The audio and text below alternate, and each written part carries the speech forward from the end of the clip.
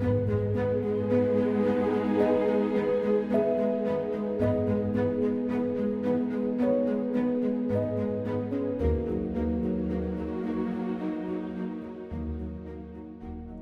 चार दस नहीं, ऐसे दर्जनों वीडियो हैं जिनमें पत्रकारों के ऊपर हमले किए जा रहे हैं, उनकी लिंचिंग का प्रयास किया जा रहा है, उनके साथ हाथापाई की जा रही है। जानते हैं इसके पीछे का असली दोषी कौन है? ये शख्स।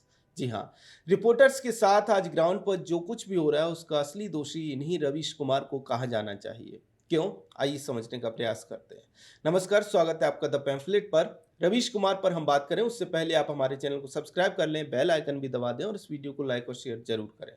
दोस्तों, गोदी मीडिया रवीश कुमार का दिया हुआ शब्द है और इसमें कोई दो राय नहीं है कि पहली बार देश के पत्रकारों के ऊपर, रिपोर्टर्स के ऊपर आंदोलनों में, प्रदर्शनों में इस तरह से और इस स्तर पर हमले उसी गोदी मीडिया शब्द की नारेबाजी के सहारे हो रहे हैं। दिल्ली से लेकर पटना तक मेन स्ट्रीम मीडिया के पत्रकारों को निशाना बनाया जा रहा है। उन्हें रिपोर्ट नहीं करने दी जा रही, उन्हें मारा जाता है, पीटा जाता है, भगाया जाता है, हमला किया जाता है। जानते हैं क्यों?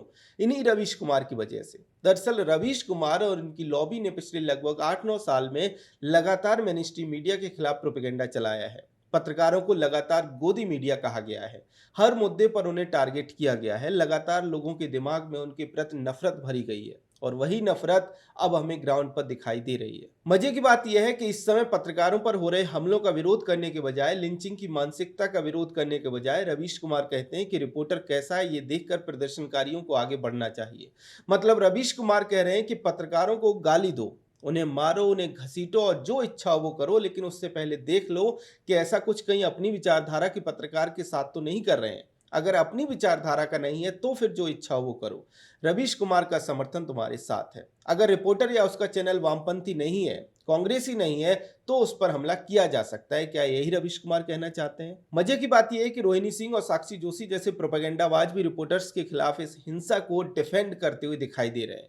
इफ और बट लगाकर ये कहना चाहते हैं कि जो भी हो रहा है वो सही हो रहा है। स्वाति चतुर्वेदी जैसे प्रोपेगेंडाबाज भी किसी न किसी तरह से ये कहना चाहते हैं कि ये सही हो रहा है। अब आप समझिए कि किस हद तक इनके अंदर दूसरे पत्रकारों के प्रति नफरत भरी हुई है कि ये लोग हिंसा को भी जस्टिफाई करने का प्रयास कर रहे हैं। पत्रकारों की पिटाई को, मारपीट को जस्टिफाई करने का प्रयास कर रहे हैं।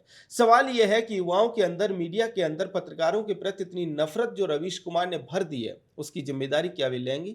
कल को यही युवा अगर पत्रकारों को धक्का मुक्की, मारपीट, हाथापाई करने की बजाय जान से मार दें, उस मीडिया हाउसेस में आग लगा दें, तो उसका जिम्मेदार कौन होगा? सामने से भले ही आपको एक भीड़ दिखाई देगी, लेकिन याद रखिए कि उस भीड़ के मन में घृणा, हिंसा, नफरत का बीज इन्हीं रवीश कुमार और इनकी लॉबी ने बोया और सींचा है। दोस्तों, अब एक बात और याद रखिए कि जो रवीश कुमार गोदी मीडिया की रट लगाते हैं, आपके अंदर नफरत पैदा करते हैं, वही रवीश कुमार दशकों तक यूपीए की सरकार के दौरान कांग्रेस की गोदी में बैठे थे। उस समय का एनडीटीवी किसके लिए काम करता था, ये आज देश से छिपा नहीं है। एनडीटीवी की पार्टियां राष्ट्रपति भवन में होती थी, उन्हें पीएमओ में सीधा एक्सेस था। प्रणय रॉय और बरखा दत्त जैसे लोग पीएमओ के बड़े फैसलों में भागीदार होते थे। आज वहां के पत्रकार बताते हैं कि सोनिया गांधी के खिलाफ कवर चलाने पर एक तरह से रोक लगी हुई थी। इस देश ने इन्हीं पत्रकारों को कैबिनेट में मिनिस्टर तय करते हुए देखा है और इससे ये पत्रकार बड़े आराम से एरर ऑफ जजमेंट बताकर चलते बने थे। उस एनडीटीवी में जिस रवीश कुमार ने अपनी कथित पत्रकारिता का पूरा करियर बनाया,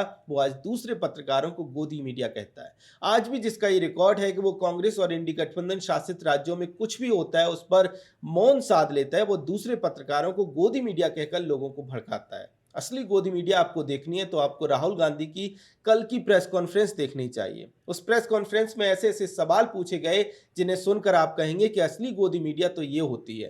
राहुल गांधी से क्या सवाल पूछे गए उसका एक नमूना देखिए। राहुल जी, अभी आपने कहा कि मुझे अपनी सुरक्षा की चिंता है नहीं, लेकिन आपकी सुरक्षा की चिंता मुझे लगता है कि जो नेता विपक्ष हैं तमाम लोगों को है। जिस तरीके से कल आपके साथ सलूक किया गया, मुझे लगता है कि आजाद भारत के बाद किसी नेता प्रतिपक्ष के साथ ऐसा सलूक नहीं किया गया। जी हाँ, इसी तरह के सवाल बार बार पूछे गए कि अरे आपके तो पंच भी मारा गया, हमने सुना, आपको घसीटा गया, आपको पुलिस वाले छत्रसाल स्टेडियम ले गए। किसी ने ये नहीं पूछा कि Rahul Gandhi high security zone में प्रधानमंत्री आवास के बाहर धरने पर क्यों बैठे, जबकि विजय चौक पर धरना करने की बात कांग्रेस ने कही थी। किसी ने ये नहीं पूछा कि जब सरकार संसद में नीट पर चर्चा की बात आपकी मान गई थी, फिर आप क्यों अपनी बात से पलट गए। ऐसे तमाम सवाल पूछे जा सकते थे, लेकिन नहीं पूछे गए और कभी भी नहीं पूछे गए।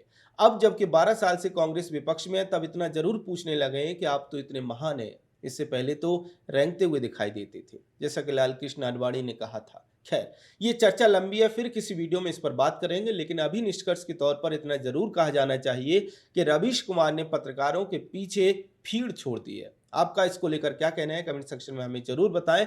अगर आपको हमारा कंटेंट पसंद आता है तो हमारे चैनल को सब्सक्राइब भी कर लें। जय हिंद।